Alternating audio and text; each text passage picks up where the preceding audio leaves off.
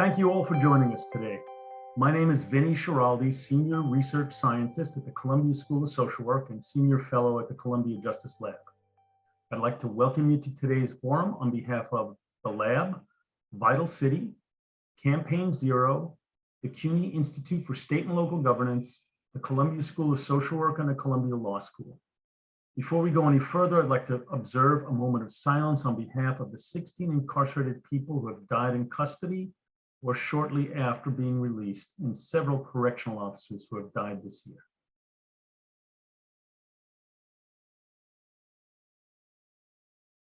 Thank you. I'm going to briefly go over a few logistics and do some stage setting before introducing our opening speakers, Comptroller Brad Lander and CUNY's Mike Jacobson. In May, we hosted a forum to more closely examine receiverships or federal takeovers of correctional systems that have taken place in California and Chicago with an eye towards their applicability to the dire situation occurring in New York City's jails. At the time, my opening remarks just 5 short months ago, 5 incarcerated people had died in or shortly after leaving custody of our city's jails. Despite claims by the city that violence and conditions are improving in our jails, we're now up to 16 jail deaths, equaling the gruesome number of people who died all of last year. As you can see from some of the data dropped into the chat, there's been a 36% increase in stabbings versus last year, which is also a very violent year, and a 53% increase in serious injuries to people in custody. Looking back to 2018, the rate of stabbings and slashings of incarcerated people has increased an astonishing 8-fold, and the death rate 5-fold. In June, the Department of Corrections submitted a plan for the federal judge in the Nunez case to reduce these remarkably high rates of violence. The federal court monitor is set to issue a report on the department's progress this month, and a conference is scheduled with the court and parties in November. We have scheduled today's event to keep this conversation alive, public, and informed by data and people with a range of expertise in the field, so that New Yorkers can stay abreast of what's happening in our city's jails and what solutions and data are key to improving this grim situation. We thank you all for joining us. Now some logistics. This forum is being both broadcast live via Zoom and taped. Only speakers will be on air to be taped, and they've all signed release forms. We anticipate the forum running approximately 2 hours to save time. All intros will be brief, but speaker bios are all posted on Vital City's website, which is dropped into the chat right now. Panelists and moderators will not directly take questions during the event, but we believe that the moderators have reviewed questions you asked when you registered. We'll email a link to the video to today's event in a few days when it's ready to everyone that signed up, as well as publicizing that link on social media. Okay, that's it for logistics. Hold just 1 second while I double check something, and I'll be right back with you.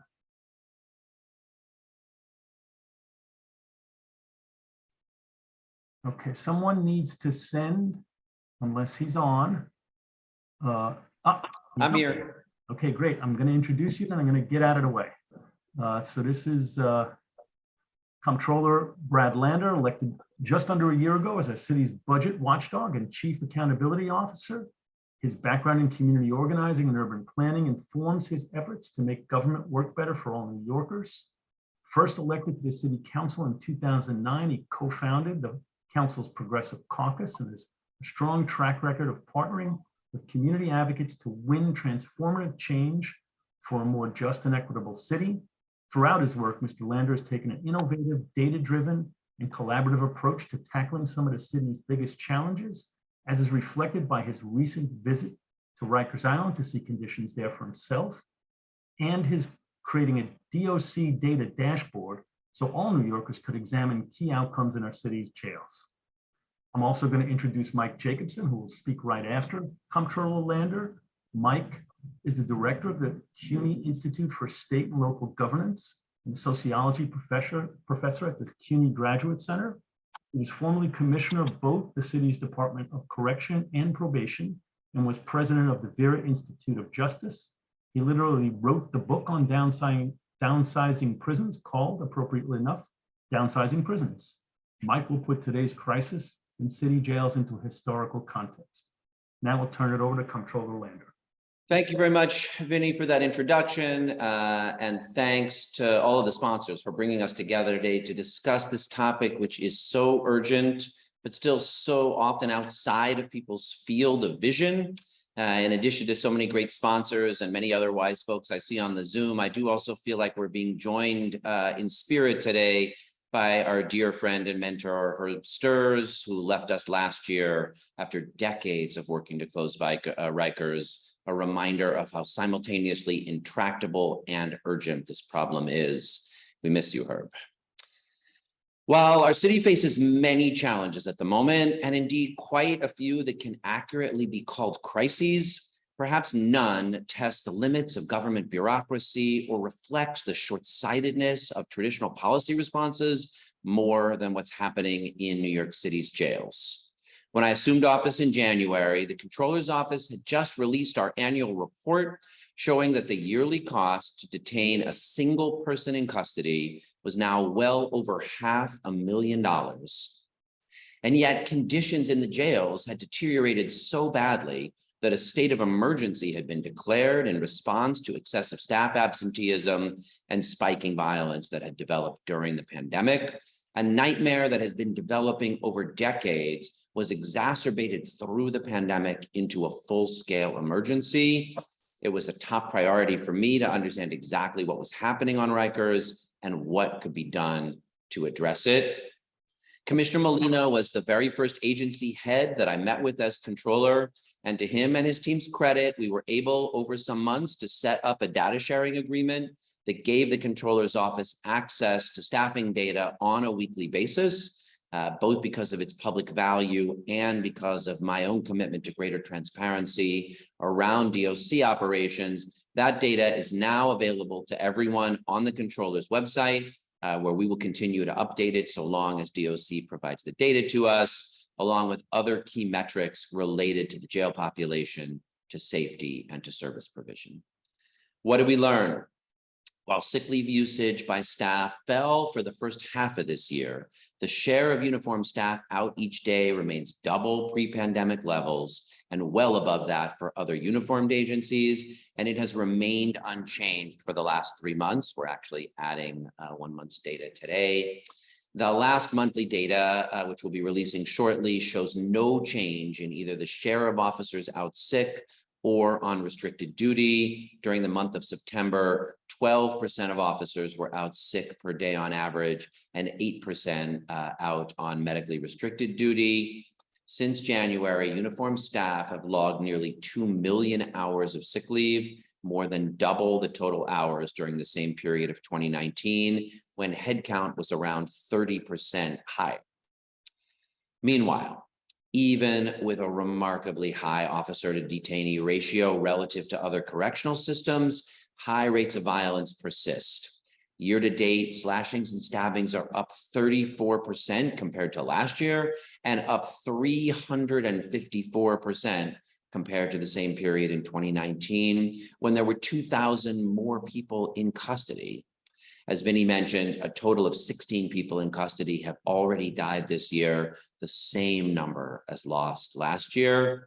And as the report that the Board of Corrections released last month revealed, in at least 10 of the 16 deaths in 2021, there was some type of correction officer lapse or failure that contributed to that death. To be clear, and as the presence of so many of you here today attests, there is an ongoing humanitarian crisis on Rikers Island. The purpose of the data we release is to remind us every day, every week, every month, that it's a crisis we cannot turn away from. What matters most is what we do with that information. Data is not an end in itself. While I know firsthand that there are DOC staff at Rikers working in good faith to improve conditions for the people in their custody, I mentioned some of them when I visited Rikers most recently in August and had visited last year as well. We must face the reality that violence has not abated. and the recent conduct of some correction officers towards sitting members of the city council in full view of the press raises serious questions about the ability of any commissioner, of any mayor, to bring about the changes and culture shift that are necessary to keep everyone safe, detainees and staff. A culture, as the Federal Monitor noted in June, characterized by brutality and impunity. And that is why, admittedly, with some trepidation, I have come to the conclusion that to address the short-term crisis, rooted largely in deeply entrenched mismanagement of staff and union leadership recalcitrance, a receiver should be appointed. A receiver will not be able to magically fix what has been broken at Rikers for decades, but a receiver would be empowered to make decisions that the city has failed to adequately contend with for many years, whether through lack of will or through inability due to legal, regulatory, or other barriers, to change the systems for assigning staff to posts, to end the abuse of sick leave, to change some of the qualifications for hiring, to procure repairs and services more promptly. We have to ask ourselves, how many people must die before we choose a different approach? How long can we wait? Since the city's jails action plan was ordered by the courts just in June, 10 more people have died while awaiting their day in court in our city's custody. Those deaths are on us, and it is an unacceptable loss. After so many years and up through the pandemic, the long-time dysfunction has grown into an intractable emergency, and there's little reason to believe that the current system can reform itself. A receiver outside of many of those barriers holds the greatest chance of enacting the necessary changes for the basic safety of staff and people incarcerated. I'm grateful to the folks at this conference who've led the way in pushing for this option and for beginning to outline what would be necessary to make it work. I also believe it's critical for the City Council to pass Intro 549 to end all forms of solitary confinement. When I was at Rikers a few weeks ago, I visited with individuals being held in involuntary protective custody in the NIC who had been in their small, dark cells by themselves for 22 or 23 hours a day for weeks. The United Nations rightly considers it torture, and it is time for it to end in our city. To conclude, though, I want to come back to a longer-term view, because receivership should not be confused as a fix for what is broken at Rikers. While we must address the immediate and inescapably real safety threats, both to individuals in custody and as staff, we cannot lose focus on the hard but necessary work to close Rikers Island. That decision, which I solemnly voted for in the City Council with Herb Sturz looking down from the balcony, did not come lightly. It was won through a years-long campaign of extensive organizing led by formerly incarcerated individuals, through the policy work of the Lippman Commission, and through extensive deliberation by the council and the mayor and many, many staff. It was not easy for the city to reach the decision that substantial and continued decarceration was possible and necessary, or to decide to build new borough-based jails to replace Rikers, but it was the right decision then, and it remains the right decision now. Unfortunately, there are few signs that the city is heading in that direction. We are not on a path of decarceration to reduce the jail population to 3,300, and we are not on the path to build the 4 new borough-based jails by 2027. Both of those things are necessary to close Rikers. The jail population as of Tuesday is over 5,900, some 2,600 above the capacity of the planned borough-based jails, and up 6% from a year ago. The city census population in custody is over 400, up more than 400% compared to last October, something fully within the city's control, while the pretrial population remains above 5,000. As a report my office released in March shows, bail continues to lead to pretrial incarceration, with too little evidence to suggest that judges are considering defendants' financial circumstances, as was required by that law. And with enforcement of quality of life offenses increasing since the mayor established the new citywide crime and quality of life enforcement initiative back in March, it should come as no surprise that through the first 6 months of the year, arrests are up 26% year to date.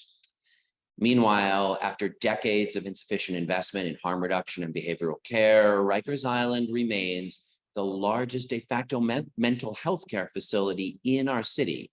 On an average day, there are more than 1,000 people in custody diagnosed with serious mental illness, and we know they have little chance of getting adequate treatment in jail. We know that jail conditions are only likely to make their conditions worse. Doing right by them, providing the treatment and services they need, and diverting as many people as possible from Rikers will help alleviate pressures on staff on the island and get us back on the path to reducing the population there. During our visit in August, I talked to dozens of women at Rosie's, where on that day, 339 people were being held. And I don't believe that a single one of the women I talked to needed to be in jail while awaiting trial. We do not need to wait until 2027 to close Rosie's. Instead, we could provide the supportive housing, the paths to employment, the drug treatment and mental health services that people need to succeed in their communities. Even so, even as we hope that a receiver can cut through some of the personnel and management inertia that is driving the current crisis in safety on the island, we must remember together that Rikers should not remain a place where New Yorkers are incarcerated. The jails there should be shuttered once and for all. We worked long and hard to develop the plan to do it. We should stick to that plan. Thanks very much for this opportunity, and even more for the ongoing attention that the folks on this call who organized it and all of you who are attending it are bringing to a problem from which we know we must not look away. Thank you again for this opportunity, and I'm pleased now to turn it over to Michael Jacobson. Thank you, Brad. So I thought what I do just literally for a few minutes, as Vinny mentioned at the outset, was put some of this discussion in historical context, historical at least for the last 30 years or so in the city, just so everyone gets a sort of shared understanding of what's been happening in the jail, certainly at a high level, and what some of the historical and more recent trends are. Maybe David, if you can put up the first chart. Okay, so I'm going to go over, there's just a couple of charts, and there's a fair amount going on, at least with the second one. This is pretty straightforward, but I did want to sort of set the stage here so people understand what's been happening, mostly for this particular chart in terms of the jail population. I think most people know a version of this, but when you look over the 3 decades in the city, the population in this particular chart peaked at almost 20,000. Actually, if it went back another year or two, it would have hit about almost 22,000. But you can see over this 30-year period, there's been a very steady, significant decline in the city's jail population. We could spend another panel just on this. There is no other correctional institution, jail or prison in the United States, I believe, that has a decline of this magnitude, essentially 75%.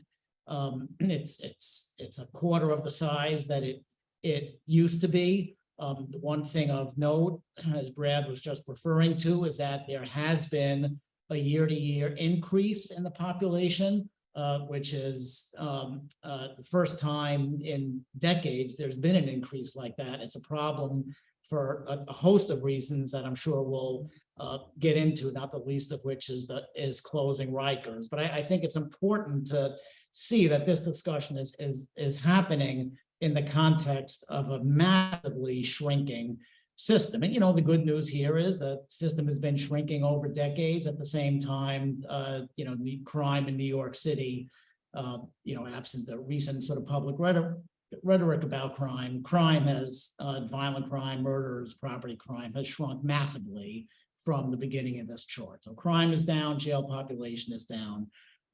That's all good. The yellow line here, which I won't spend more than 2 minutes on because I'm going to get into it in the next chart, are the issues that we'll be largely focusing on today, and that's violence. But it's violence in the form of stabbings and slashings. But maybe we should just quickly move to the next chart, David. And this next chart is a lot, as the kids say, but it's worth spending a minute on it. It's a lot of numbers.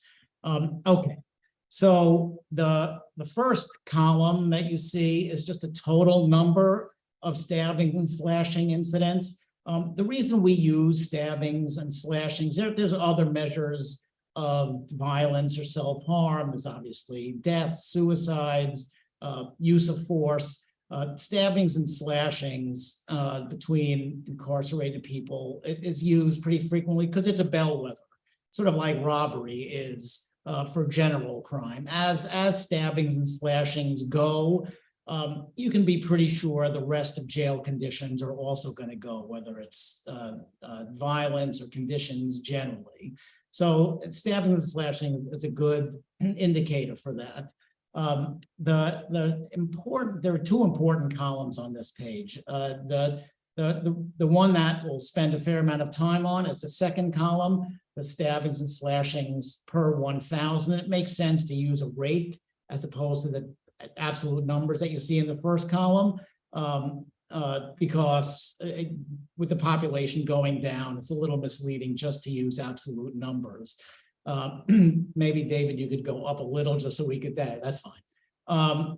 So you can see the trend has been that at least in this 30-year period, violence peaked at what was then considered just an incredible rate at 59 incidents per 1,000, and then starts a pretty rapid decline, again, for a whole host of reasons. Maybe we can get into some of them during the discussion, but you can see this incredibly rapid decline for about 5 or 6 years, and then a period where those numbers, the rate of those numbers are both remarkably low and consistent, right? From fiscal year 2000, basically, to fiscal year 10, they hovered between 2 and 3 per 1,000.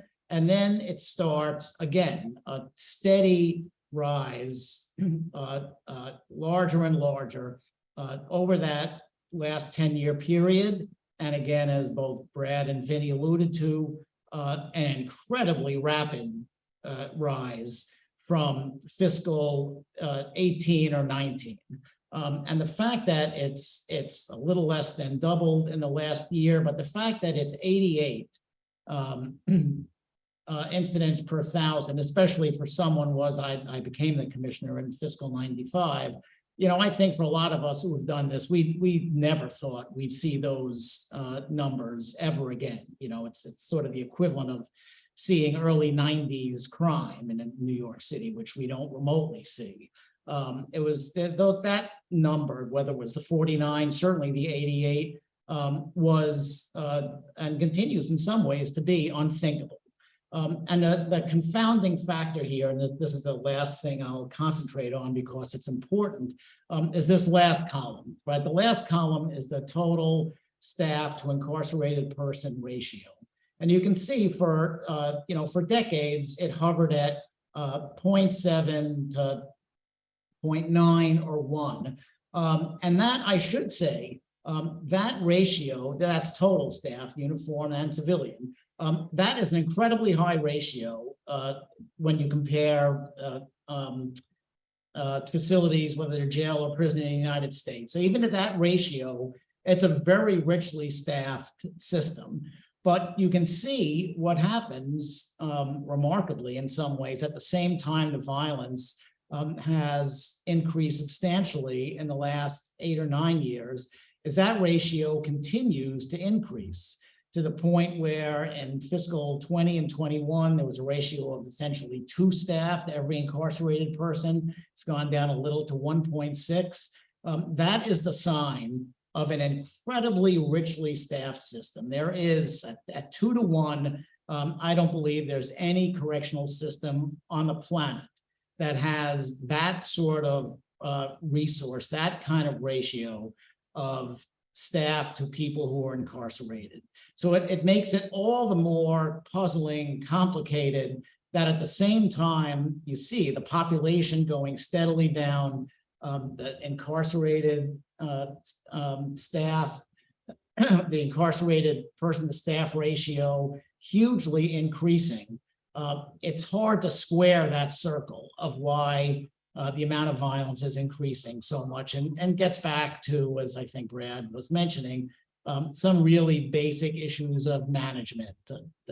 Steve Martin, the moderators, pointed this out several times. There's really no other obvious explanation. It's true, there's a higher percentage of people in for violent offenses, but there are not more of them than there used to be when there were 3 times that many people there. And, you know, there's no evidence that this population is any sicker than any other. So it comes back to issues of management. And really, in some ways, you don't have to look at anything more than the last 5 or 6 years of the increase in violence, the decrease in population, the increase in resources, to know that some immediate intervention is incredibly important right now. And I'll stop there and turn it over to Aaron. Thanks very much, Michael. We're going to talk for, I think, what looks like about 45 minutes here about some of the different implications of what Michael was just talking about, as well as what Comptroller Lander has been talking about, and of course, the underlying facts that are driving this entire discussion.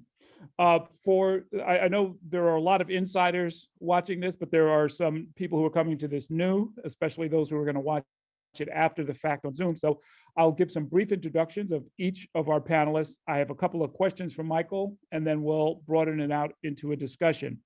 For those who don't know, Michael Jacobson, in addition to being the founding executive director of the Institute for State and Local Governance, was the city's corrections commissioner from 1995 to 1998. And during most of that tenure was also the city's probation commissioner.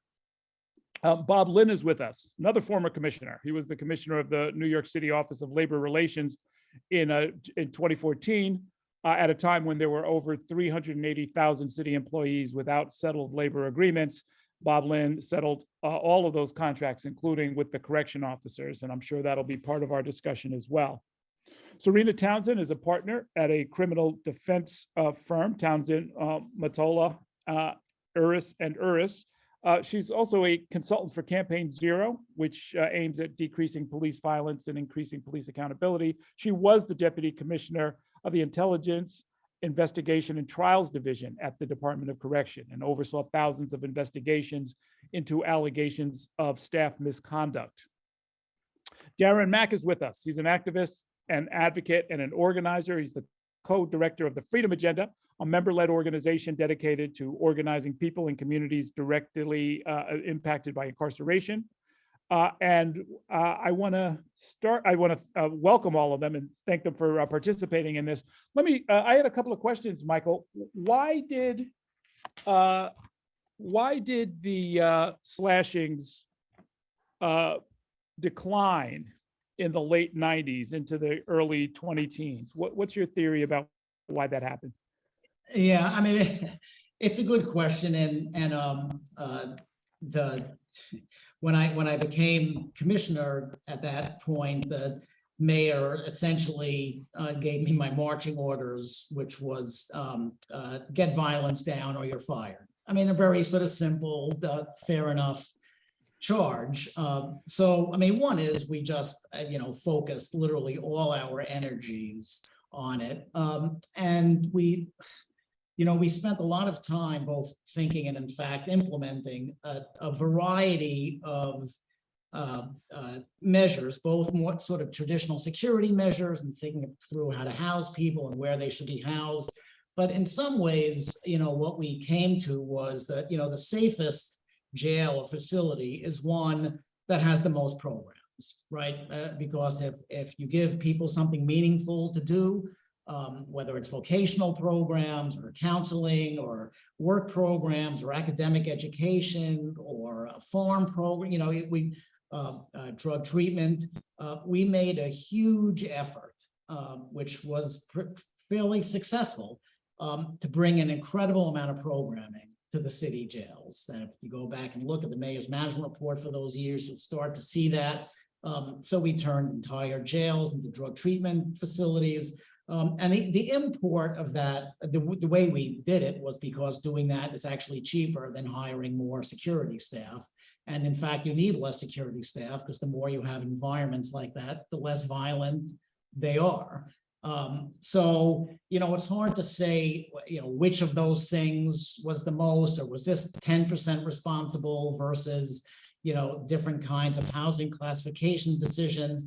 But in my mind, in some ways, probably the most important thing we did was bring an incredible amount of programming to the city jail. Some, I'm sure, more intelligent than others, in terms of impact on the life course, but all of which I think fulfill the mission of keeping folks busy, giving them something to do that was meaningful, other than just, sitting around being stressed and angry about being in jail. And you can see that trend sort of continued for years and years.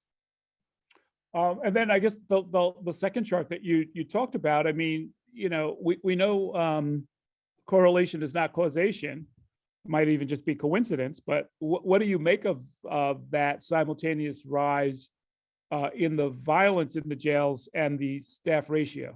To me, it all at the end of the day comes back to management. I mean, there's no other alternative variable that can explain a shrinking population, growing resources, yet more violence. It's always worth looking at what else could be going on. Is this a different population than it was, years ago, other than smaller? And, there may be some issues of marginal importance, but really in the end, it comes back to a lack of accountability and management capacity, especially at the upper ranks of the uniform agency, which have lost a lot of capacity. This is not something that happened under Mayor Adams's watch or Commissioner Molina's watch. Has been happening for the last decade, but there's been a huge loss in the upper uniform ranks and capacity. And that, I think, translates into some of the things you see here, and the monitor reinforces these management issues all the time. It's a huge problem. The one other thing I guess I'll say, which maybe I should have said during the charts, is one of the things that clearly contributes to the violence is we have literally unbelievably increasing lengths of stay in Rikers Island. In the last 2 years, it's increased by 50% from roughly 80 days to 120 days. And in and of itself, 120 days average length of stay is horrible. But when you look at all of the length of stays, we have a third of people in Rikers now who stay for more than a year. We have a third of them stay for more than 2 years. And there are hundreds that stay for 3 years or more. That is unconscionable. I mean, it is both a fundamental violation of any principle of the speedy disposition of justice, but it also artificially inflates the size of the population, which goes to closing Rikers Island, but also goes right to violence. You can't house people in these facilities for 1, 2, 3 years, especially now, and think you're not going to get increased violence. You can't have people stay in Rikers Island for 2 and 3 years and think everything's going to be fine. It's not going to be fine, and it isn't fine. It's for those folks, it's really now used more like a prison than it is a jail. Yeah, I was going to say it stops being a jail at some point, right? Yes, correct. For my panelists, my other panelists, the opening question is, from your point of view, it take 3 to 5 minutes to explain this. What do you think would be the fastest and most direct way to reduce the violence at Rikers? And what are the most fixable barriers that could be addressed right now? We can get into structural reforms in a minute, but I'm just wondering what your initial impressions, and I'll start with you, Darren. I mean, what do you think would be the fastest way to deal with the violence right now with more or less the tools that are available to the city at this point? Yeah, I think multiple things need to happen simultaneously. One, Michael kind of alluded to it about the length of stays of people pre-trial. It's ridiculous. It's like we're very far behind throughout New York, New York State, throughout the country. I believe it was about 120 days, like the average, like national average, for cases to be resolved.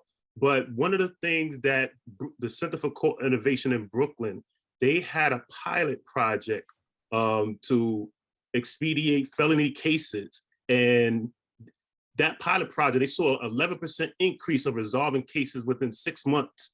So we can basically actually make this pilot project citywide with approximately $600,000 a year from the city. And that's almost about the same amount of money that it costs to incarcerate a person on Rikers Island for 1 year.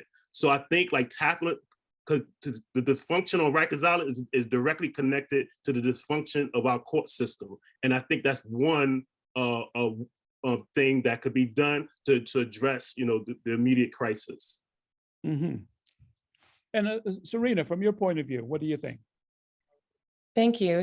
So I agree with my fellow panelists, and I think that obviously I'm in a position to argue that a receiver would make the best option here, but your question asked, what can we do right now with the current city resources? And, before I became the deputy commissioner at DOC, I was a prosecutor for 10 years. Now I'm a criminal defense attorney. So I completely agree that this is inextricably tied with the court system and court management and lengths of stays. To reduce the length of stay of individuals who are incarcerated, we can do two things. Number one, don't send people there to begin with. Prosecutors need to do better about analyzing their cases and deciding where to and where to not argue for bail. The argument for bail is not, we think this person is not safe. We think this crime was really bad. The argument for bail is, this person is not going to come back to court.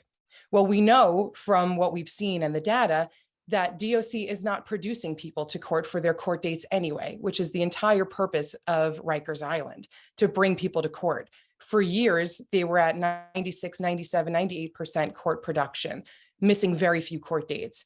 And in the last report, it showed that in this fiscal year, that number plummeted to the high 70-something%, which is outrageous. If the only reason for Rikers Island and DOC to exist is to guarantee that defendants make their court appearances, but then they can't bring defendants to make their court appearances, then there's no reason to send these people to Rikers Island.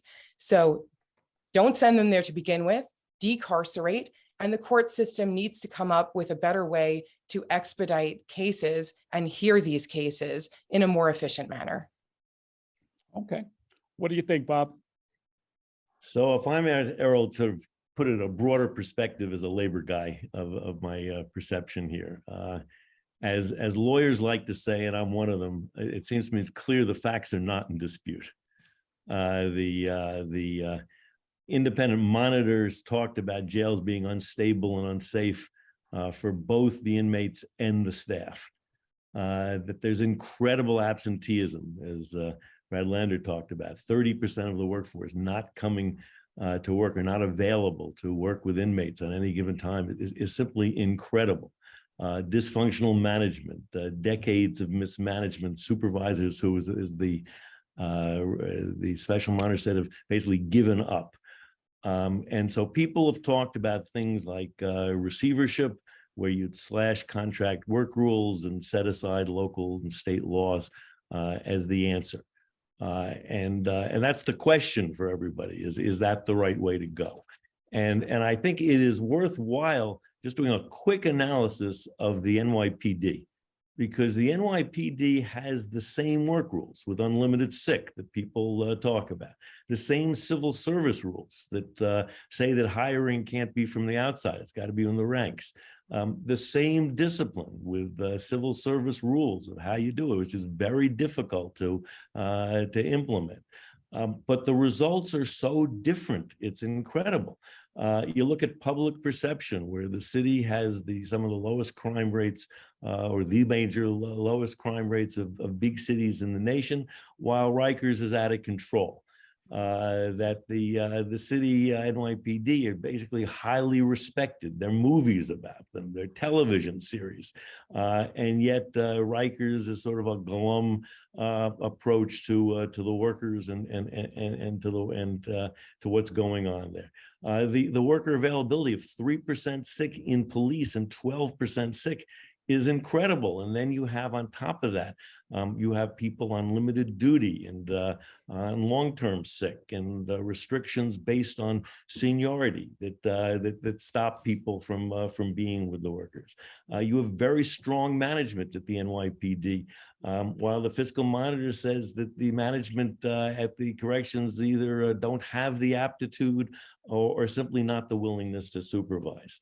And you look at the type of job opportunities that are available to police of public, private, university, college, hospitals, and you look at the limited issue of things that are available to corrections.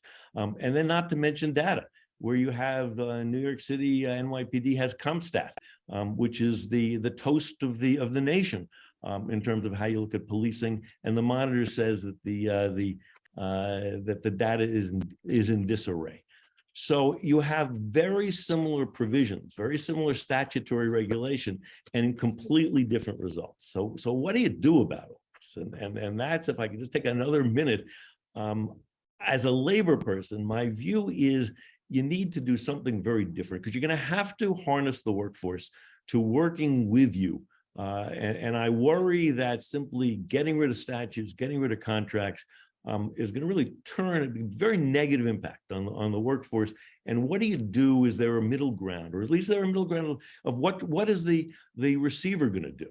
And I would recommend an approach of that's very different from what's going on. I'd recommend something like a demonstration project, where you would do much like what Bloomberg did of closing failing schools. I would close one of the houses and start again.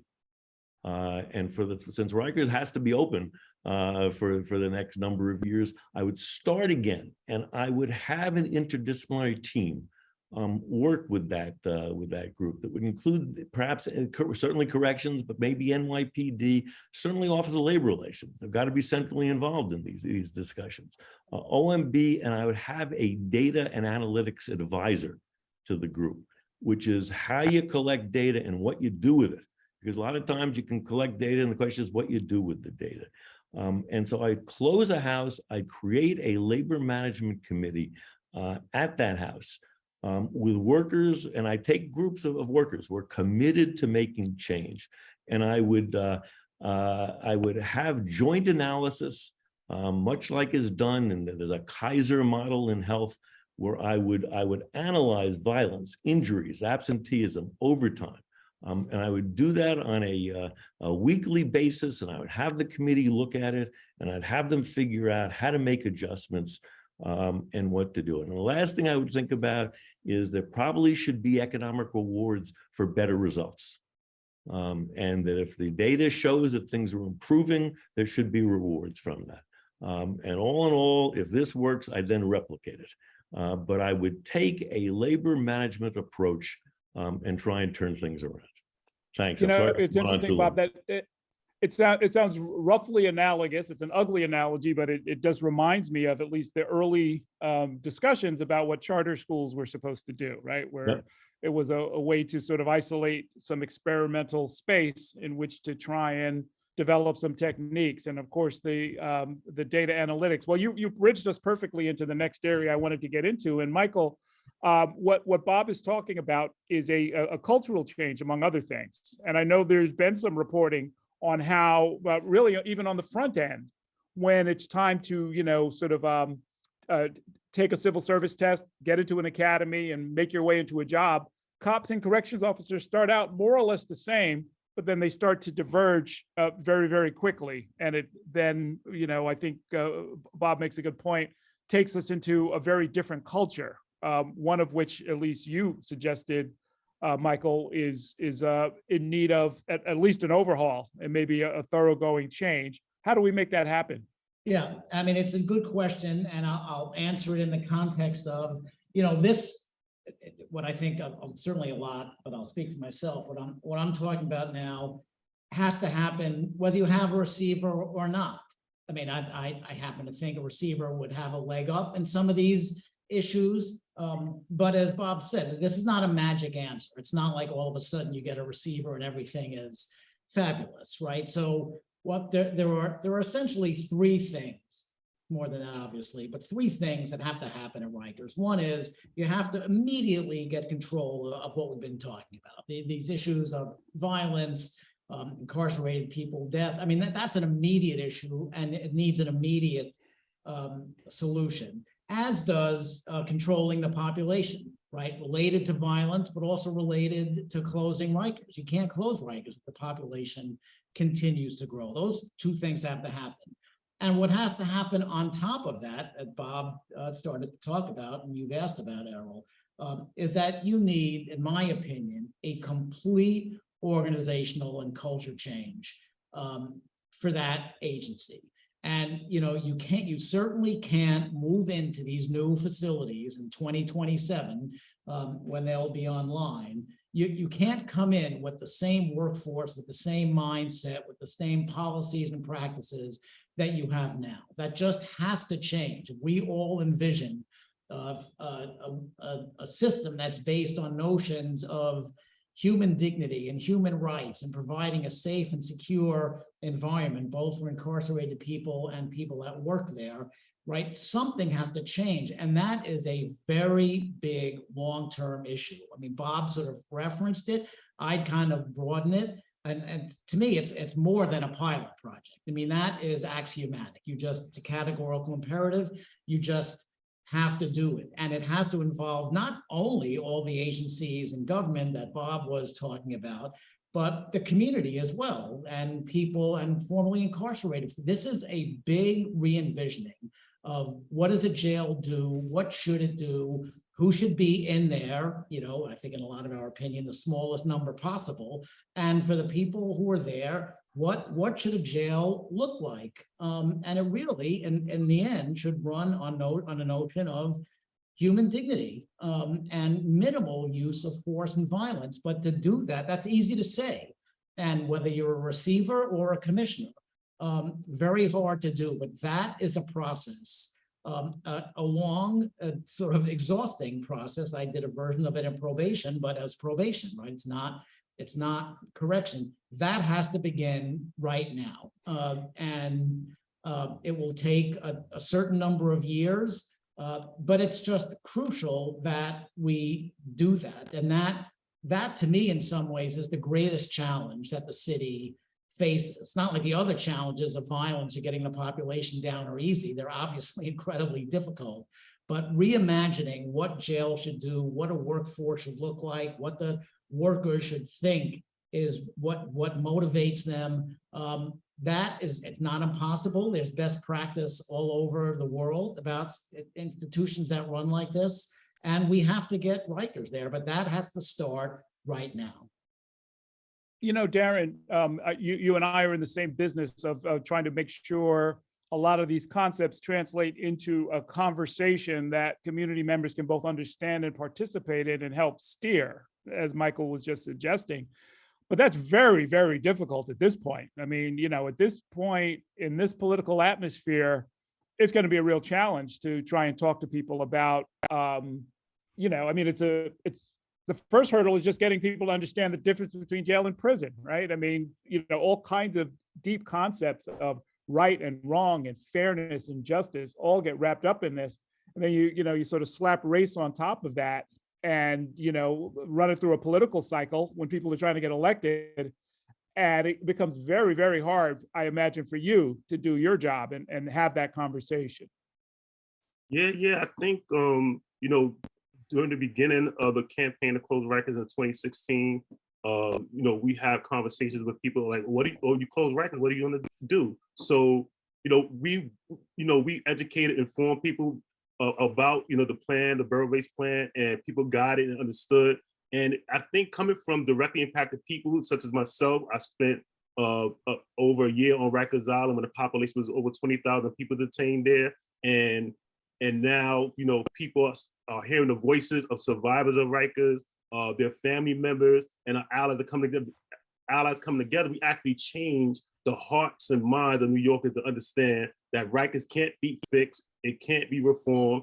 The ultimate solution is closure. How do we get there? As as was mentioned, is multiple things that need to happen. One of the things that we've been pushing is that we need to close the pipelines to incarceration with community investments. We know the communities that's been criminalized and impacted by incarceration in our city. The South Bronx, Harlem, South Jamaica, Queens, Bronzeville and Brooklyn. We know those communities. These are the same communities that the mayor, in his plan to end gun violence, have identified, those communities, the preachers of those communities where gun violence is happening. So, it's been the thing is that we need community investments. Our public health system is dysfunctional. Every New Yorker who lives in our city see the dysfunction of the public health system, where we see people suffering from serious mental health in our communities, in the streets, in the subways. And people with serious mental health issues are falling through the cracks and into Rikers Island. So we need investments on that front as well. Serena, one of the interesting parts of the proposal to replace Rikers with borough-based jails is the notion that more of them could look like what we see in, with the Brooklyn House of Detention, that it is physically connected to the courthouse. And it reminds me, it takes us back to what you were pointing out, that there are other parts of government that are inescapably a part of this discussion, or need to be, that at this point don't seem to feel very much pressure or responsibility or accountability for really fueling a big part of this crisis. That's right. I think that in contemplating borough-based jails and thinking about what the best practice is for having humane jails and getting people to court and making sure that our system runs efficiently and fairly, having courthouses near the jails is huge. I will say it also impacts use of force. We saw when I was at the department that anytime somebody needed to be moved from here to there, especially if they had a court date and you had to actually move them from their cell to a bus to court, first of all, you're waking them up at 3, 4 o'clock in the morning. Nobody's going to be happy about that. There's all sorts of opportunities to enter into a use of force with a staff member or other detainees when moving people, and then to have to transport people. We used to see uses of force and other stabbing incidents on the buses themselves. And sometimes the buses wouldn't even get to court. And so convenience is not the only attribute of having a courthouse next to a jail. It's also, it would allow the individuals to be closer to their family. We know that people who try to visit detainees, their family, their attorneys, have an extraordinarily hard time just getting to see their detainee, their loved one who is detained on Rikers Island. And so all of the ideas of having borough-based jails are tied into not only the convenience factor, but the efficiency of the court system and of our criminal justice system. And we have to remind our viewers that Rikers is a detention center. As we mentioned earlier, it is not a prison. 85% of the people who are on Rikers Island have not had their day in court yet. And we all know that to arrest somebody simply requires probable cause. It is a very, very low standard. Anybody could be arrested and almost anybody could be indicted. And so those are people who have not been able to get to court and say their side of their story and have their day. Maybe a lot of them should be released completely, or even sentenced to a time served and released for their crime. They're certainly not sentenced to death. And yet we're still seeing majorly high numbers of deaths on Rikers Island. None of the crimes that they've committed are crimes that should be a death sentence. So Yes, the borough-based So- jails being connected or close to a courthouse is an extremely important and good idea. Serena, do you think if let's say we were able to implement something like what Bob and Michael were talking about, bringing in lots and lots of programs, the pandemic is one thing, but we're in a different place now. If we were on either a permanent or an experimental basis to bring in lots and lots of programs, do you think the Rikers workforce would support that? Actually, I do. As somebody who was in charge of investigating and disciplining staff, I'm not here to say that every staff member is bad and that every staff member does not want to support the incarcerated people that they care for. I think that they would ultimately approve of that plan because it would keep everybody safe. It would keep the detainees busy. It would keep them safe. It would educate them. It would keep staff safer, and staff wouldn't have to be breaking up fights or trying to break up fights as often as they would. They wouldn't be worried about their safety and how to deal with uses of force if the people who were incarcerated were taken care of appropriately, constitutionally, and given, things to do so that they wouldn't just be, aggravated and bored and upset and traumatized. Well, let me ask Bob this. I gathered that you're open to the idea of receivership. I think I'm counting here that Michael Jacobson is in favor of it. I believe Serena is. Darren, you in favor of receivership? No. What do you think, Bob? I mean, it's, we talked about this in our last similar panel a few months ago, that one of the main factors, of course, is that it voids labor contracts. Yeah, look, a tragedy here is that the situation in Rikers is as bad for the workforce, as bad for the correction officers as it is for the incarcerated. It is a horrible environment for everybody. Correction officers are frightened. They're terrified because they don't know what's going to happen. Each day could be an injury, could be a slashing. And so clearly making it better is better for everybody. And it seems to me the question is how to get there. So much in labor is the issue of respect. And are you being disrespected? And my concern on the receivership is the sense of tremendous disrespect. The feeling of a correction officer that a police officer gets unlimited sick and they wouldn't get it. That the police officer you promote through the ranks and the correction officers wouldn't. That the deployment is different. That really translates into tremendous sense of disrespect of the worker. So there's got to be figure out how to deal with that. And I do believe bringing the workforce and ultimately the union leadership, if possible, to a similar place is important. And that's why I thought a demonstration project of a whole house may be a way to go. But I understand that things need to change immediately. And how you get there is the subject of debate. So I am something of an agnostic on this. I'm not sure, but you need to make sure that the workforce is part of the solution. And, Errol, if I could just piggyback on that for a second. I mean, I totally agree with a lot of what Bob is saying. And again, put the receiver, no receiver issue aside for the moment. I think certainly what I'm saying, those things have to happen whether you have, I mean, none of us can control whether there's going to be a receiver or not a receiver.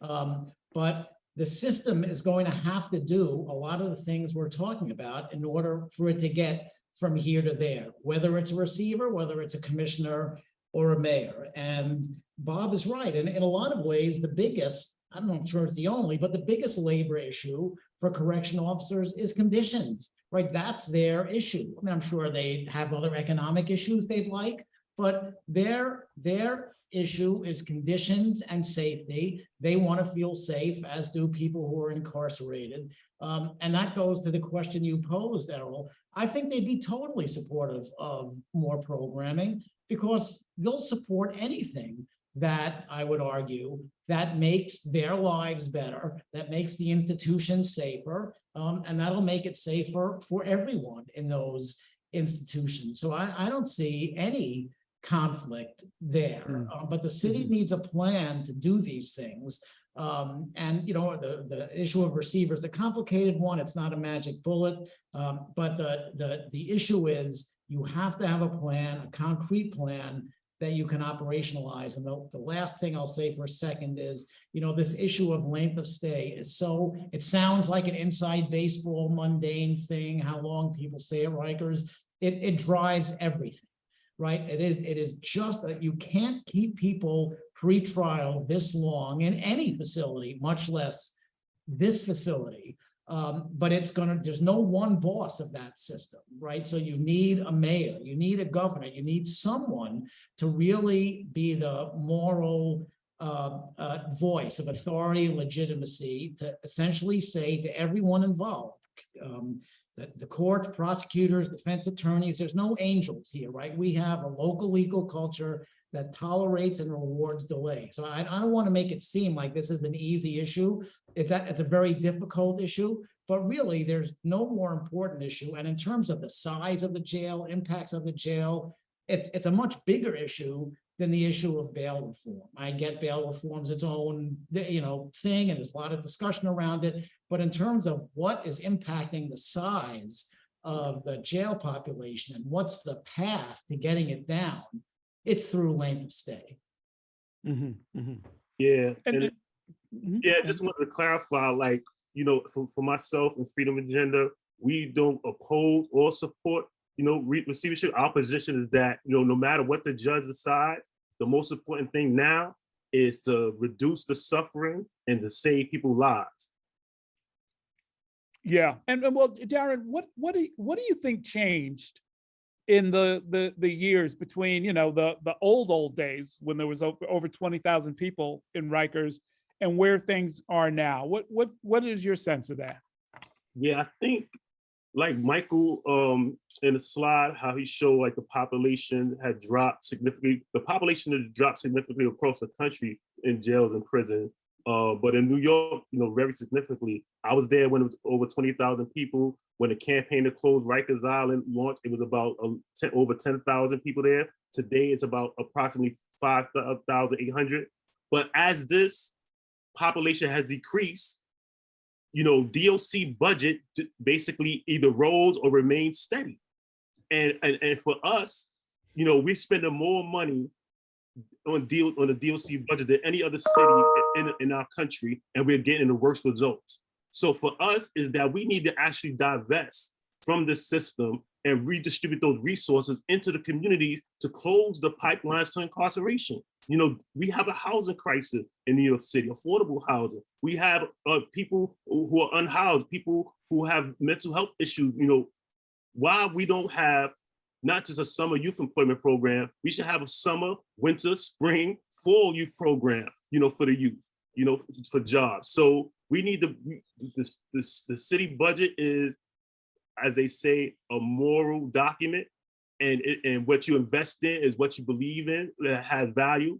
And we need to be making investments in things that, you know, provides healing rather than punishment. So that's our position.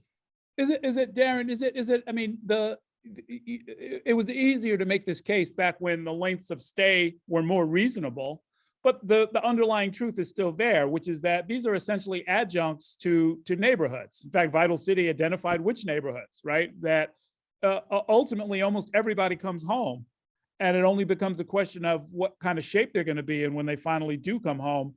Is that broadly understood in the neighborhoods, do you think? I think it's broadly understood that, you know, the majority of people who, you know, come from Rikers Island return back to the community, but those communities have been destabilized. Those communities have been the same communities for decades that have been under-resourced. You know, we know that the most resource communities is the safest communities, not the communities with the most policing. So that's something that we've been fighting for, communities been advocating for decades. We identified the communities, even in the mayor's plan, blueprint to end gun violence, had identified those communities. But what's not happening is the investments in those communities, in the programs and the services, in the organization that's providing programs and services to curb the gun violence, to treat people with mental health issues, to create affordable housing. So the communities get it, but our voices is not being heard, and that's why we need to build a broad base of people power in order to move, those resources into our communities to close the pipelines to incarceration. Okay, in our last 5 minutes, I'm going to invite each of you panelists to give me some help as far as how do we change this conversation? Because I can tell you where things are heading. I work in several newsrooms, not just here, but I spent a lot of time at CNN as well, and write a column for New York Magazine. And this conversation that we're having now, the public conversation, what the politicians are running on, what the policymakers are talking about, what the people who send us press releases every day are talking about, and the editorial boards, it's a very different conversation that, I think both reflects and enshrines public attitudes that will make the kind of reforms we're talking about unlikely, if not impossible, at least in the short term. How do we change the conversation, Serena? That is why a receiver is so very important, because a receiver would be able to come in, and just to clarify, a receiver is not the feds coming in. It is a person or a group of people who come in who have unbiased expertise in corrections and can make sweeping changes above and beyond the laws that are currently encumbering the reform that is desperately needed. And with respect to my co-panelist, Mr. Lin, who's a labor guy and is looking from a labor perspective, I'm a criminal defense gal. And offending people is less important to me than having a constitutionally run jail and making sure that the people inside don't die. So, with respect to law enforcement not loving the idea of a receiver, it is necessary in order to make the drastic changes. It is a temporary solution, but it is a necessary solution that could bridge the gap between what's happening right now on Rikers and then closing Rikers and opening borough-based jails. Because if all we're going to do is open up borough-based jails, that's not going to solve the ultimate problem. We're simply going to move the toxic culture from here to there. The uniform staff, they take their lead from their leaders, their uniform leaders, the wardens and whatnot. And one of the many rules that needs to be changed, that a receiver could change, is the ability to hire expert wardens and people who are actually good at this job, rather than hiring from within. The people we're hiring from within are born and raised on that toxic Rikers culture. Lots of other reasons, but I don't want to take up all the 5 minutes. So please, my other panelists. Okay, yeah, go ahead, Bob. So look, you can't work an operation with 10,000 workers without engaging the workers and having them participate and be part of the solution. That's going to have to be part of this, whether it's with a receiver, and there's a separate long conversation whether a receiver is positive or negative. Someone has to get everyone's attention. Someone has to get the union leadership to understand that they have the same interests as those who are incarcerated in the public. And if they don't understand that, I suppose then there has to be some sort of heavy-handed approach to doing this. But there has to be an approach to get labor in tune with this and understand that there's no more time. And I leave that to those who have to deal with that. There's going to need to be a brilliant person leading this effort. Brilliant correction person to lead this effort. And my thought was perhaps start with a correction house and make that work in 6 months. And if there's a way of doing the whole thing, better yet. But some approach that involves labor and management together is going to have to be there. Okay. Michael. If I knew, Errol, how to have an effective public conversation about this, I would have won one of the MacArthur Genius Awards announced today. There's always next year, Michael. Yeah, I've been saying that for so long. And on the one hand, of course you're correct, right? Whenever crime and criminal justice issues are the subject of the kind of toxic discussion they are now. I mean, not just in New York City, whether it's around bail reform or crime generally, but this is a national issue.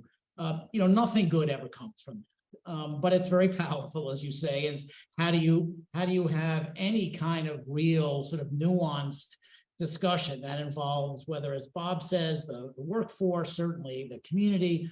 I guess one of the things I'd say is that, this is a little different than just issues of crime. This is an institution that New York City tax dollars pay for. And they pay, as Darren said, I forget what the latest number is, between $500,000 and $600,000 a year to keep someone here for a year. And as Darren said, and these are the results you get, like, really? That to me sort of crosses party lines. You can be a conservative, a progressive, you can be woke, not woke. I mean, that's just, I think, offensive to people. And on top of that, there's a sort of there, as Serena said, there's a there, but for the grace of God, go I issue, right? I mean, any one of us could get arrested and find ourselves in Rikers. And, there are some fundamental issues of right and wrong here that I think are separate and apart from, whatever. Are you for bail reform or not, right? I mean, these are fundamental issues of justice and fairness and equity. And you really want to pay $500,000 a year for this? And is there another path? And are you really fine with 16 people not convicted of anything dying each year? I mean, I just think, I don't know how exactly, but I do think there's a way to sort of raise the level of that conversation. That's a little different than, okay, let's change the conversation around bail reform. I mean, easy for me to say, but I do think there's a path there. No, I remember when you and we went to Louisiana and some other places, some surprisingly conservative jurisdictions had a similar argument around the cost of prison incarceration. Right. And when it was inescapably clear that their budgets were all going into a black hole, they got a little bit more serious about changing a lot of their different systems. Real quick, Darren, this will be the last word. Yeah, so I think if the mayor wants to, to get DOC, the Department of Corrections, into compliance with the consent decree, he should prioritize investments that reduce incarceration. In 2019, when City Council voted for the move forward with the closing Rikers on the borough-based plan, they also voted to establish a commission on community reinvestment. I'm a member of that commission. We submitted a report in March of budget recommendations to tackle the roots of incarceration and close the pipelines to incarceration. So I hope that the mayor will review that and look into that and adopt it and own it and make those investments. Okay, that will be the last word. Thank you all so much. It was a great discussion. I can't wait to go back and look at this again and learn even more from all of you folks. Let me turn it over now to Matt Katz. Hi, everybody. Thanks, Errol. Thrilling to get a handoff from New York journalism legend, Errol Lewis. That was a super compelling discussion. I'm so glad to be a part of it.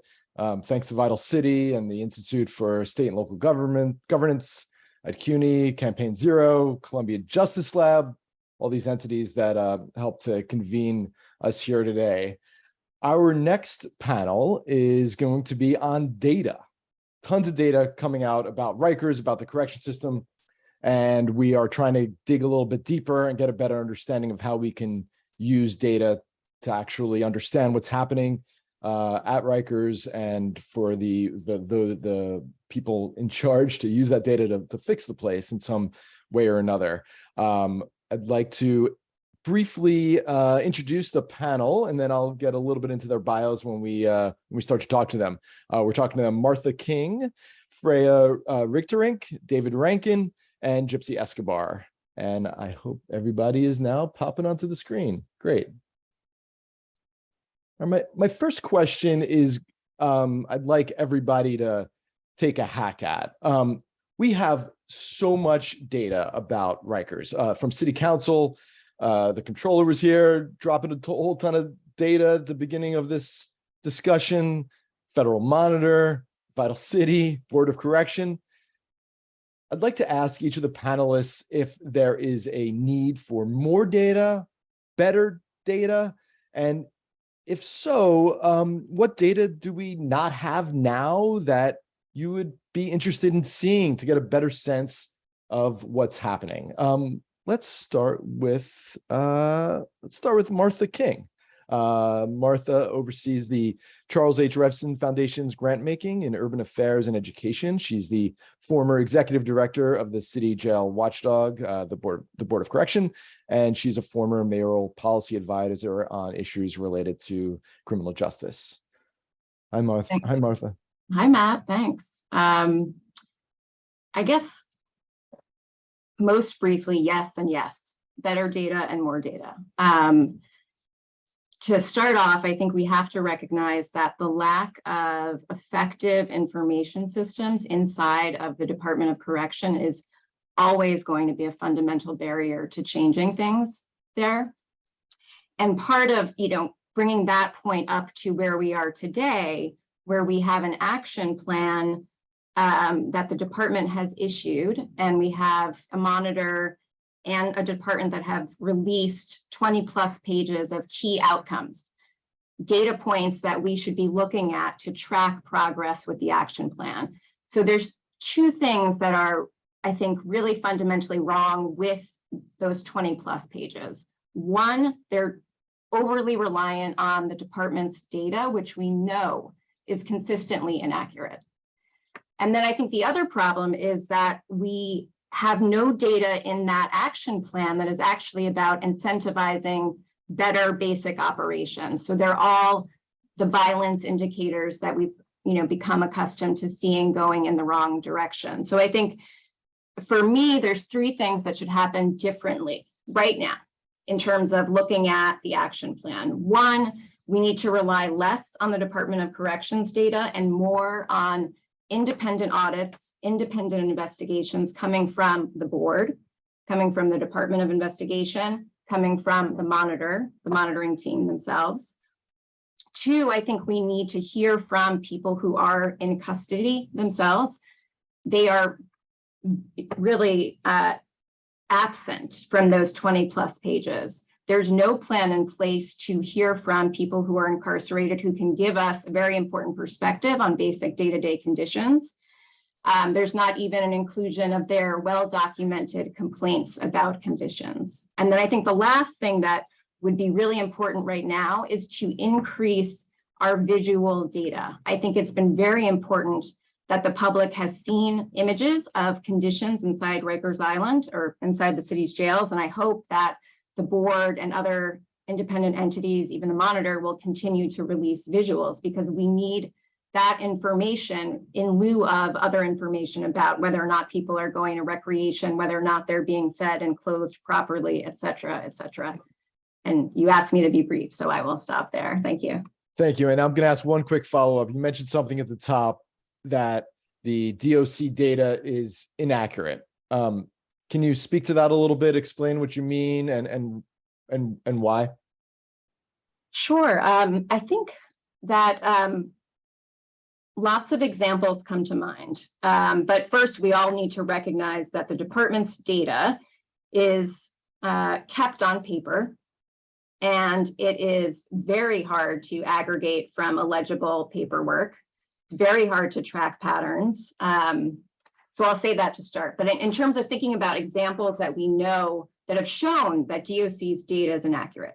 So one, we could look at the monitor's staffing audit. When the monitor was auditing where staff were, they found that only 52% of staffing posts were actually being worked as recorded on paper. When the board issued a study on serious injuries in 2018, the board found that the department was underreporting all serious injuries by 80%. When we look at State Commission on Correction investigations into deaths, and I've looked at quite a few recently, in about I'd say less than half of those cases, the State Commission on Correction will find falsified records in those death investigations. And one last example that comes to mind is also from the board's work when the board was auditing basic staff supervision rounds. So, the basic job of a corrections officer to go through units and monitor safety. And this was in relationship to rounds that were required to prevent sexual abuse and violence. But the board found that 40% of those rounds, the staff documented as happening, but when you look at the video, they never occurred.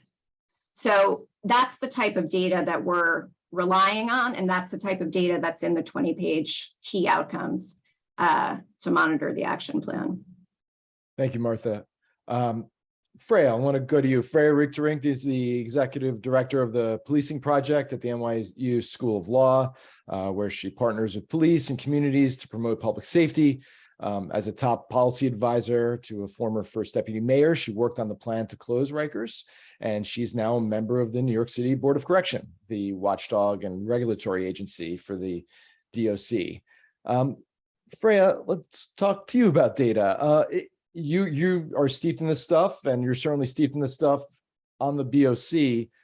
Is there a need for more data to be publicly available, to be available to the BOC, or better data? And with that, what are you interested in seeing to get a better sense of what's happening over there? So my comments kind of dovetail well, I think, on what Martha was just saying. I think that the greatest need that we have right now with respect to data in the department and the path forward that's going to improve conditions for people in custody is actually more focused on the internal side, the data management, performance management side, data that the department would use internally to track progress, benchmark, and really look for indicators of how things are going in each unit, in each facility, et cetera. And really embracing kind of a culture of data as being an important key element in improving the conditions on the island. So examples of, why data wouldn't be accurate. A department that had a different orientation toward data and really viewed it as being necessary for improvement, I don't think you would have those types of inaccuracy issues. But instead, the data that we externally have and they internally have would have those inaccuracies, because the approach to data has really been one, from what I've seen, that data is produced for other people. Data is produced for the Nunez monitor, which, the monitor and their team have really done a great job of showing the department exactly how to report on some very specific things, and have done that reporting publicly on uses of force, discipline cases, investigations of use of force. And there have been tremendous improvements in that data, and the reporting has consistently improved. And that attention there, I think, has really changed the state of that data. But that's just that case. When it comes to other types of data, especially related to the minimum standards that the Board of Correction oversees, which is how do you treat people every day in custody and make sure that they're getting the care and services that they need, that kind of data, you don't see it being looked at from this performance management perspective. It's something that is really produced for external purposes. And so it's not going to be something that's really tracked at the level that we would want it to be and need it to be in order for it to be accurate. For example, the type of data that would be lacking because of this approach to data is something like what Mike Jacobson mentioned earlier related to programs, right? When there's a lot of programming going on and people are engaged, you're going to see your other indicators, negative indicators, violence, things like that go down because people are engaged and you have a reduction in tension. But not having that kind of accurate data at the fingertips of saying, what's the health of all these units? What is the organizational health of this unit, of this facility, of this jail? Comparing it from one facility or unit to the other. It's that kind of performance data that we certainly don't have externally, but we would really need to see a shift in view, in perspective and culture of embracing that data in DOC to be able to produce that in order to really manage change. And that's the change you'd have to see, I think, all up and down the ranks, bringing staff along with educating and then leading from the top as well, and using that kind of data to measure and affect change. Freya, one of the pieces of data that I've heard some Board of Correction members express frustration that they don't have just at public meetings is related to specific staffing numbers, to understand like how many posts are going unmanned, and therefore how that might relate to people not being brought to medical appointments, there being violence that goes unabated, nobody to care for somebody who's sick. Is that right? Is that one of the pieces of data that you'd like to see, that you think would be helpful? Yeah, that's an absolutely critical piece of data that 100% would be in the center of this kind of collection of data you need for performance management purposes. And that's for a couple of reasons. One is being able to, we've gotten some aggregate numbers here and there, but seeing it at the granular facility level, again, what is the health, organizational health of each of these different units, helps you identify if there's a trend of triples or unstaffed posts in one facility. That's something that as an institution, they can move resources around and change assignments in order to make sure that those posts are staffed. And then additionally, the other way to look at that data is to view it all in this context, which is to say, if you're going along and you're reviewing the organizational health of each of these units and each of these facilities every day, you're going to see these trends. You'll see that uses of force are picking up in areas where there's an unstaffed post, or where someone has been where officers have been working multiple doubles and some triples. And so looking at these things together in conversation with each other would help the department manage those kinds of changes that they need to make in order to improve the conditions for people in custody. Let's go over to, thanks Freya. Let's go over to David Rankin, a partner at Beldock, Levine and Hoffman, who has represented hundreds of plaintiffs and lawsuits against the Department of Correction, NYPD, and the city, and has litigation ongoing. David, tell me about data in your work and how you rely on it, and then whether there's a need, whether you have a need for more data or different kinds of data. The data that we have, I mean, there's a lot of it, as of course you point out. But one of the things that we're seeing and that is being touched upon is that it's all internally generated, right? And when it's internally generated, anyone who's writing that report has a motivation for writing that report, right? The reports that I read from inside the facilities in Rikers Island, usually something terrible has happened. So the human who is writing that report is attempting to figure out how to cover themselves in one way or another by putting ink to paper, which is kind of insane in the year of, our Lord 2022.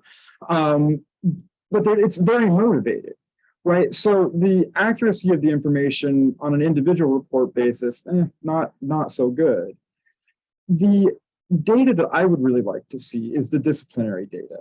What we see again and again and again in these cases are corrections officers who have had substantive misconduct. And I mean, I'm not talking like, they forgot to tie their shoe correctly, or that they're, didn't report to post on time, but like heavy beatings that would enlist that would be a felony indictment in any other context, people losing 2 weeks of vacation, and having that actual result take 5 years to get. So the idea that you have a workforce that is flagrantly not showing up absent without leave, right? I mean, I'm in a small business. If somebody just stopped showing up to work without an excuse, first, I'd be very concerned about their health. Second, they'd be fired. Like, you don't get to not show up to work and have a job in any context, apparently, other than this one. The other piece is that if you can just not show up to work, and if you do something felonious at work and not disciplined for it for years, how do you think people are going to be conscious and responsible for the things that they're doing? I mean, you have to have that type of clarity. I would bet so much money that when you look at the disciplinary data coming out of Rikers Island, you are going to see years and years and years of process to get to some type of disciplinary result. And that disciplinary result is going to be shocking to the city of New York, that people can get away with that. The other piece of data that I think would be lovely to have in this conversation is external data. And what I mean by that is 311 calls. I know for absolutely a fact that there is a public narrative being generated by people at Rikers Island documenting the conditions there. They're calling 311 and they are making complaints. That is being recorded, that is data in the city. If there is a way to pull that together into this conversation, it would be tremendous. And the third source is lawsuits and notices of claim, right? I mean, you have to have the external things that are happening, right? Being able to feed back into that disciplinary system so people know their consequences for what they're doing. And at the moment, I just don't think that's a true statement. And I don't think it's been a true statement at Rikers Island. So you're saying that I'm sorry, someone jump in. David, I was just going to follow up. You're saying that that there should be some sort of mechanism for lawsuits to be reviewed in some official way to see who the officers mentioned, documented in these suits and the allegations, and then therefore reviewed by the powers that be? I mean, any employer who has an employee who is repeatedly sued for misconduct and doesn't factor that into their employment decisions with that person is nuts. And that's what's happening. So yeah, it has to be part of that consideration. And it all has to be part of some understanding of who these employees are and actually having a direct way to discipline them or fire them. Thanks, David. Last but not least, Gypsy Escobar is the director of product strategy at an organization called Measures for Justice, which collects and analyzes and disseminates data about criminal justice. Gypsy, you've been listening to this, and I'm curious, and you have a kind of a more national, global understanding of this kind of stuff. Where do you see data factoring into the crisis at Rikers Island, and what sort of data do you think would be important? Different kinds of data, more data that you'd like to see out of the New York City DOC? Sure, Matt, thank you. Yeah, so I'm gonna kind of address the question from three perspectives. The internal perspective that my fellow panelists have done a really good job at bringing up, the transparency, the public transparency perspective, and then also not just from the content perspective, but also from the format perspective in terms of accessibility. So I think everybody here it knows that data in the criminal legal system, particularly data that is produced by the agencies, is inaccurate across the board. We work with data from the courts, from prosecutors, jails, police, and oftentimes we have to suppress some measures because the reliability of the data is just not there. I think the issue that's happening at Rikers is more than that. The data in the system tends to be inaccurate due to typos, people's caseloads, lack of a real data infrastructure. But what's happening in Rikers, as Martha was pointing out, is fraud, right? Like there is a fraudulent reporting of the data, and I'm not sure whether accountability is happening there. So unless there is accountability in terms of the accuracy and validity of the data, we're going to keep getting cooked data, as they call it. The other thing I was going to suggest in terms of the internal stuff, which is like kind of piggybacking on what Freya was saying, is that perhaps like thinking about internal behavioral data with incentives.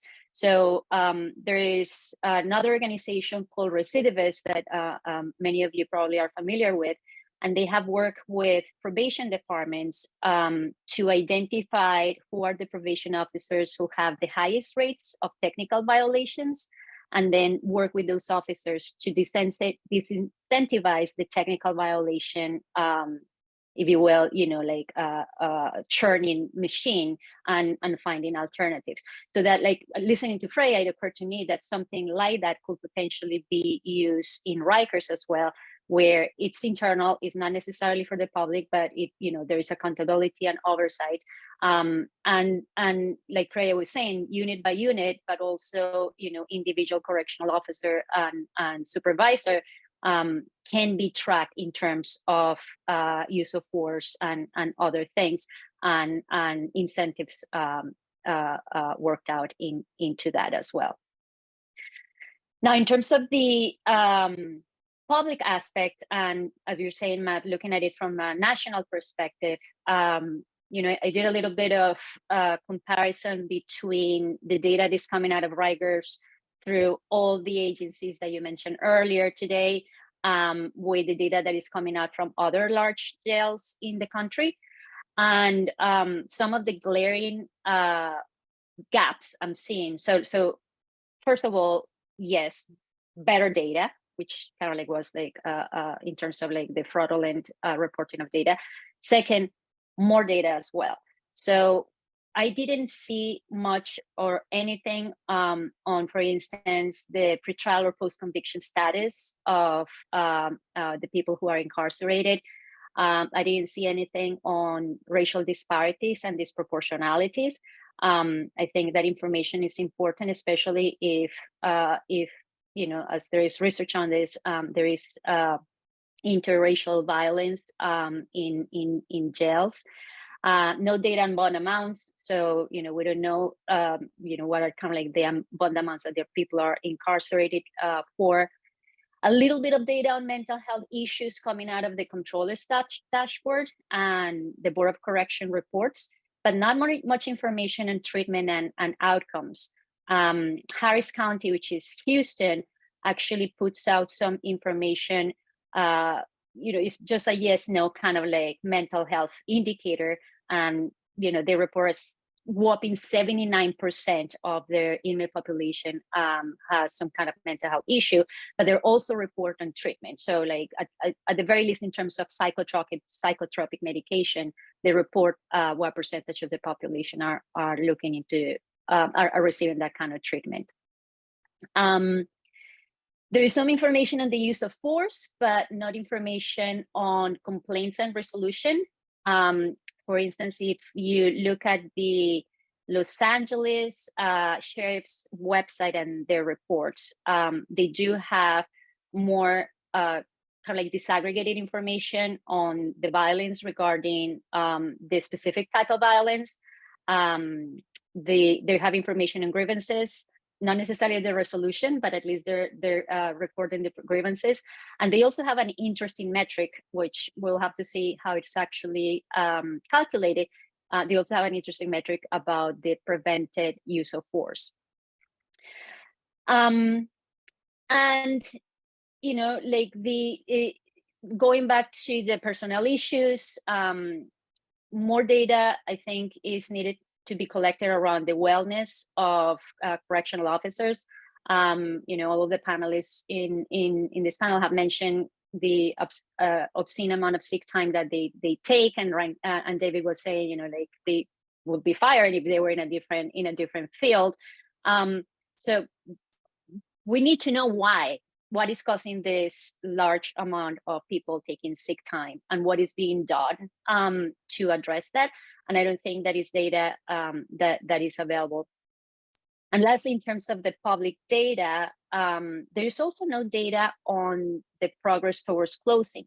So if you look at Vera's Los Angeles jail dashboard, they're in Los Angeles, they're also in the process of closing the men's central jail, which is the largest unit. And they are showing very simple metrics in terms of the progress made towards that. They have a target population, what is the current population, and the progress towards the target. So I think something like that will be done with Rikers, probably different metrics, but something very simple that shows the public what is the progress that has been made, towards achieving that target. And I'm going to stop there because I see you unmuted. Yeah, I was curious about what you said about the data on officers calling out sick. So I just wanted to ask a quick follow-up about that, because that's interesting, because you hear such different things about it. COBA, the Correction Officers Union, say that these guys are in a dangerous job. They're attacked multiple times a day. They are hurt. They contracted COVID at a higher rate. Mhm. Would such data like indicate, how many people are out because of the flu and how many are out because they're, they had to take their kid to the doctor, and how many are out because they were injured in the line of duty? Right. I mean, so I think like the key things to, yes, I think that like all those, like all the reasons should be, or at least some key categories of reasons for sick time requests should be tracked. I think one very important one, and again, going back to the idea of wellness, is, these correctional officers probably are also suffering from mental health impact of their job, right? They probably have high levels of anxiety, potential depression, potential symptoms of PTSD, in addition to any kind of like physical injury that they may experience. And with all that, comes physical, symptoms as well. So it would be good to know, like, are they taking time off because of burnout, because, like physical injury or physical illness that is caused by the mental stresses of the job, because yes, like they are, as somebody said earlier, they are as affected by the violence in Rikers, but at least they get to go home, whereas the incarcerated people don't. So yeah, there will be the kinds of things. And the last thing I will plug in there is the issue of accessibility. Particularly, we're working with the intent to be accountable to the public. I think it's great to see that dashboards are coming out of both the Comptroller's office and the DOC. I think some work can be done to make the language more accessible to help lay people with the legalese and the consequences of really understanding that legalese. And I also think that, and this is true nationally, there's a lot of data hidden, if you will, in myriad PDF reports that will be hard for any non-expert to come through. And I know, Matt, you have, so you know very well the pain of doing that. So, I will encourage Rikers, and all the agencies that are involved with the closing to continue with this trend of creating easily accessible dashboards that anybody from researchers to journalists to just, loved ones from the people who are incarcerated can use and understand, on any date, right? Like if I wanted to look right now, I would like to see it like, okay, we're doing this progress, or we had this number of complaints of use of force, and this is what's happening. Quick, fast, accessible, let's stop hiding behind PDFs.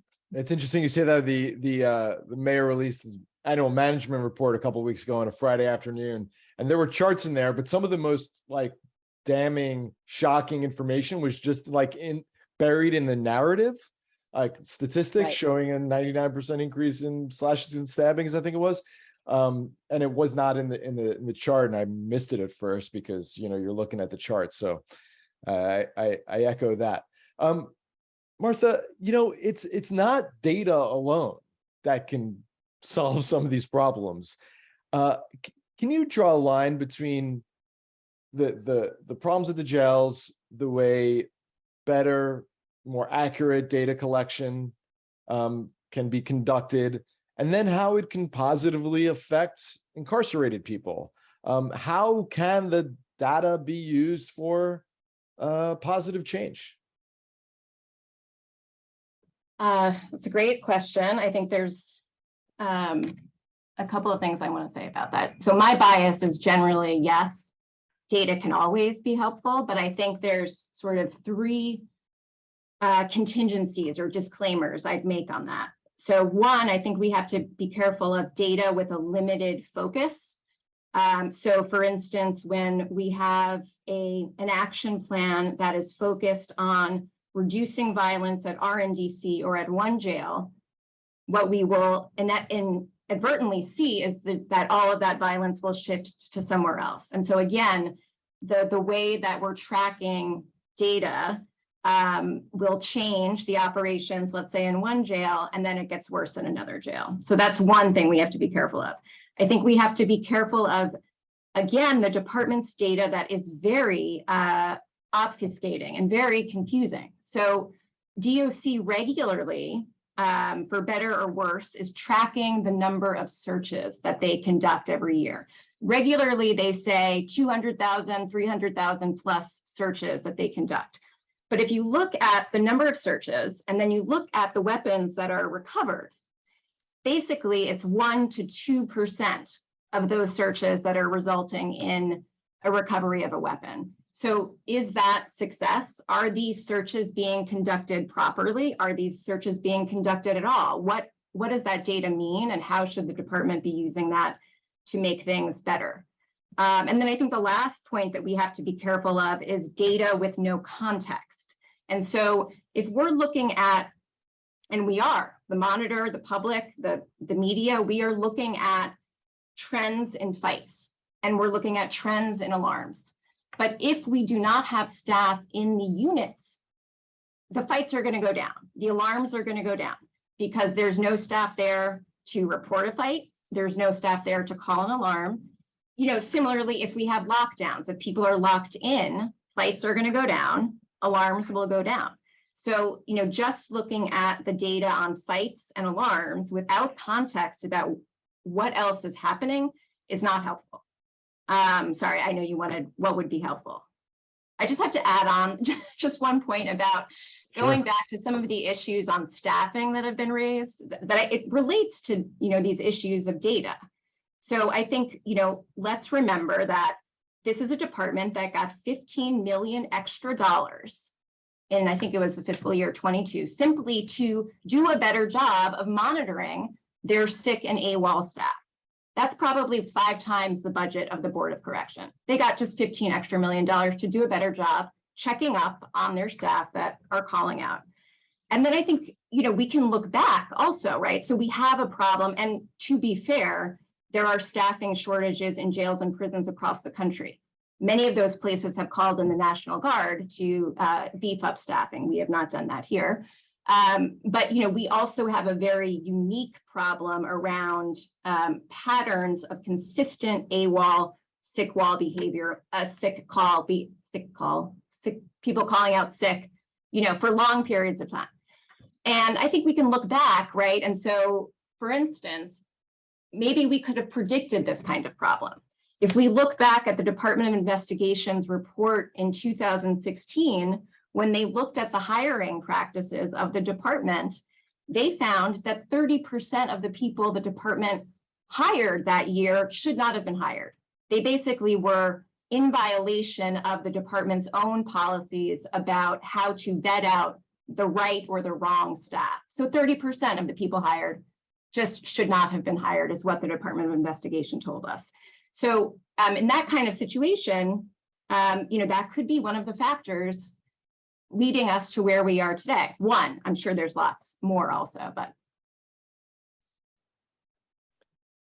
Freya, if we, you know, if you got all the data that you can imagine, data that shows you basically from a statistical standpoint, everything that's happening in these jails, then what? What are the either the powers with the Board of Correction or the way political actors could use the data to name and shame the DOC? How does the having damning data turn into positive change? What are some of the mechanisms for that, do you think? So I think one important thing that external actors would need to have when looking at the data is it's not the amount of data, it's how usable it is, it's contextualizing it, making sure that it isn't siloed. You know, for example, the department has been working on addressing violence in RNDC, where young adults are primarily housed, and you know has noted that there have been improvements there. But then when you also look at the practice with respect to lockdowns of people who are in custody at RNDC, you'll see that those are going up, and sometimes even going up when violent incidents are going down. And being able to look at those things together is something that oversight entities can do. It's, you know, a fact that the department may not quite put it that way, but knowing that really helps to focus on, well, what's going on, what's really changed. If the only thing that's changed is that people in custody aren't getting services and getting out of the unit for getting access to programs and aren't really having things cut off via a lockdown. That may be a temporary way to reduce violence, but that is far from a long-term solution. And so that is the kind of accountability that you would want those entities to be able to put on the department, which is to say, you know, a handful of staff here and there may not be indicative of meaningful long-term change, because ultimately we need to be able to have people in custody live in an environment where they are getting the services that they need. And indeed, those are the things that are going to be reducing the violence and incidents and uses of force for the long run. Anyway, when people are engaged, when they can do things like go to barbershop, when they can get commissary, have visits, all of that will not only keep people busy, but also just generally reduce tension and frustration on the unit. And that those are the conditions you would want to improve in order to see those really meaningful reductions in violence. David, I'd love to ask you a media question. You know, the deaths are what gets in the headlines. There's stories in multiple outlets. Every time there's a death, when media point to problems at these facilities, it's about the number of people who died. And, you know, I think justifiably so, to some degree. Do you think there's other data that you would like to see the media focus on, and therefore the public to know about beyond deaths? Are there like specific things that, you know, we should be reporting on and focusing on? I do, and I think Mr. Jacobson earlier in the talk keyed on them. You know, the city, you can't avoid a dead body, right? I mean, that's going to get press. That's going to be something that you can't deal with, and it's obviously very kind of visceral and emotional, so it gets a lot of attention. The city in the new administration has really viewed Rikers Island as a PR problem rather than a human rights problem, which is, I think, very, very troubling. Which the data conversation that we're having is useful because it pushes back against that. And the specific data that I think is indicative of how off the rails things have gone, even under this administration, perhaps more off this administration, are the stabbings and slashings, right? That is absolutely 100% rock solid evidence of a jail that is flying off the rails. It's been going up like absolutely in an unconscionable way for many years, but the tail that it is at now is insanely troubling. And to hear Melina and Adams out there in the media saying, oh, we're getting it better in this last 8 months, they're not. The data is crystal clear that it's getting worse. And so that, I think, is a very good piece of data to look at to show sort of more of the systemic problems. Thanks.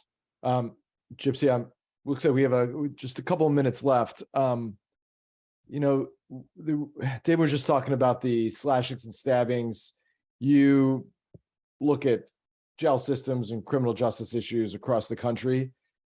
What does the data show about how violent Rikers really is at this moment? Often when I ask DOC questions, their press office about specific things happening, I'm sent links and pointed to other jail systems around the country that are having a ton of problems, and where even the per capita death rate is higher.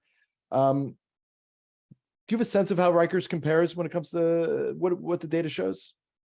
Yeah, I think it compares to other large jails, right? Like, you know, I feel like Los Angeles, which is actually the largest jail system in the country, is facing very similar issues and is coming to very similar conclusions in terms of, you know, decarceration and closings. I think what is, and I think Mike Jacobson said this earlier, what is unique to Rikers in terms of the data is that ratio of correctional officer to individuals. You don't see that as much in, and Mike said, like, this is probably nowhere in the world you see this. And this is a complete hypothesis, but I do wonder how much having that like high rate of correctional officers contributes to the use of force, and it contributes to the violence, because the power differential is even bigger, and kind of like I feel like the